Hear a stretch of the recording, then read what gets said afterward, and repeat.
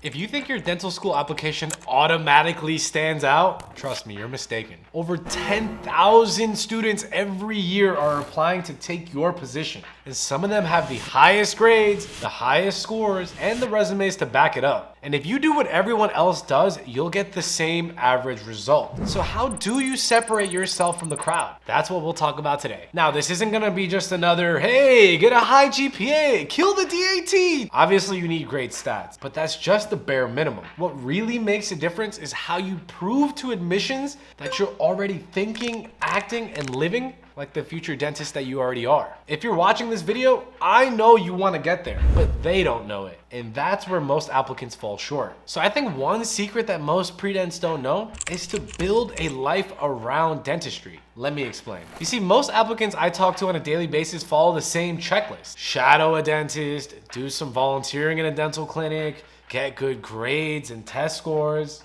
And you know what? So does everyone else. If you want to stand out, you have to go beyond the checklist. I mean, immersing yourselves in dentistry. Immerse yourselves in the field. Don't just be an observer. All right, story time, real talk here. When I was applying, I really wasn't that passionate about becoming a dentist at first. You know, it seemed like a solid career with really good money, and I didn't really have a reason why I wanted to become a dentist besides the fact that I had braces when I was a kid. But like, how many of us can say that we had braces and that got us into dentistry? A lot of us, I'm sure. And when I ask a bunch of students who talk to me on Instagram, why do you want to be a dentist? All of their answers sound the same. I want to help people.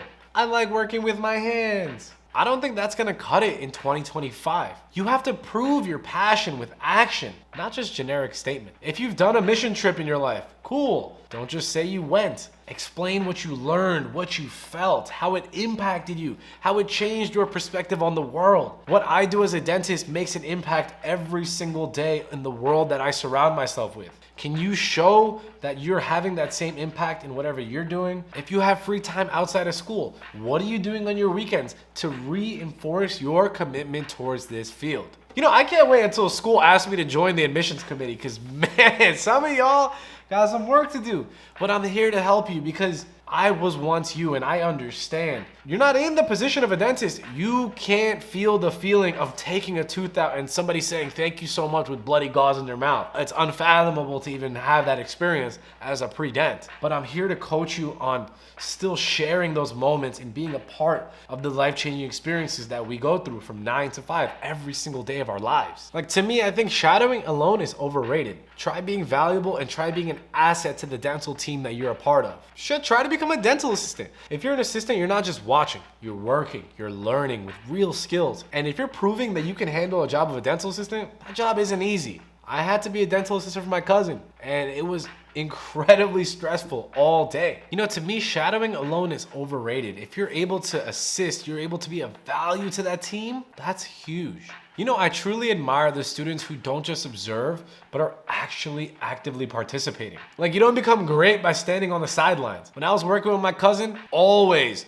use both hands. I'm constantly on skates, running around all the time, making me do all these things. But in return, I learned so much dentistry. The next tip is to own your weaknesses and show how you've grown as a person. You see, every applicant really has a weak spot here in their application if you look hard enough. Maybe it's the GPA, maybe it's the lack of clinical experience. You know, the admissions committees don't really expect perfection, but they want to see how you handle your setbacks. Everybody faces adversity. How do you face this adversity head on? See, for me, my GPA was trash. There's no doubt about it. I had a 2.9 in undergrad, and that's not even close to competitive. It's embarrassing almost to even tell you. But in my application, I didn't make any excuses. I actually took action and doubled down on it. You see, I acknowledged my weaknesses. I grinded. I had to raise my GPA to a 3.96 in the following year through a master's program. I took on research opportunities, even though I hate research, because it still contributed to the dental field in a respectable way. I was in constant communication with the admissions committees, and that kind of improvement,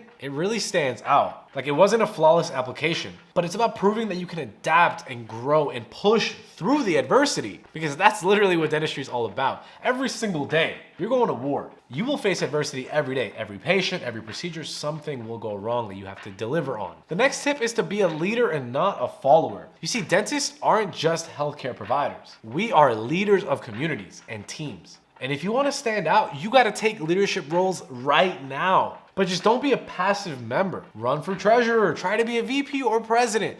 This initiative goes a really long way, and it actually pushes you beyond your comfort zone. Because leadership isn't really just about titles, it's commanding a group when things get tough. If you watch my vlogs, I'm a leader of 15 people in that office. It is not easy to manage this grand scale of a team all day for 12 hours. My office functions really well because of my leadership.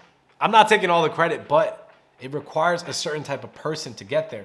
Admissions committees want to see that you have the same mindset. And if you really care about being a dentist, you have to develop that leadership mindset now, today. Another thing I'd like to mention is to use your unique life experiences to help your application and boost your chances of getting in. What makes you, you? Everyone has something very unique about them. Some people may seem a little weird on the outside, but still, everybody has that one thing. And the key is to finding a way to deliver this through your application organically, in a way that's organic. For example, I used to fix cell phones in college to make money to drink on the weekends. You know, it had nothing to do with dentistry until I reframed it on my application. The way I framed it was that I was working in really tight spaces. I was using really small tools with precision. I took broken things that people thought were ugly, and then I made them function again. That sound a little familiar to you? That's dentistry. So if you're watching this video, I encourage you to find your story, find your why. Admissions committees don't want a perfect student. They want someone with a journey, a lesson, and a unique perspective to bring into their next group of students. So if you're following along, you need to understand that you really need to want this. There's over 10,000 kids who want this. At the end of the day, it's not just about grades and test scores. It's about proving that you're meant to become a dentist. Are you somebody who goes above and beyond the rest of the pack? Those students, in my experience, build life experiences around dentistry. They show resilience and growth through difficult times. They take on leadership roles, even when it's inconvenient or uncomfortable for them to take it on in their lives. They're using personal experience to tell a captivating story. Because that's really what the admissions process is, right? You're selling yourself to a committee. Tell them your story, hook them in, get them excited to do so. And if you do the things that I laid out in this video, you will not be just another applicant. You will be somebody that the admissions committees prioritize in their programs. But if you're interested in any of the stuff I talked about today or learning how to be a badass dentist, please join our school community. The link is in the description below. We help you level up, get to where you want to be faster in life, whether you're a dentist, pre-dental student, or even a dental student. We have a community for everybody to grow together and create a way for the world to really appreciate dentistry like I do, and I know you do. So drop a comment down below if any of this is relevant to you. Hit that thumbs up, please. It takes a lot of time out of my busy schedule to make videos for you, and I really, really would appreciate it if you show the algorithm love so more students like yourself are able to see this video. That's all I got for y'all today. Dr. Rana here, signing off.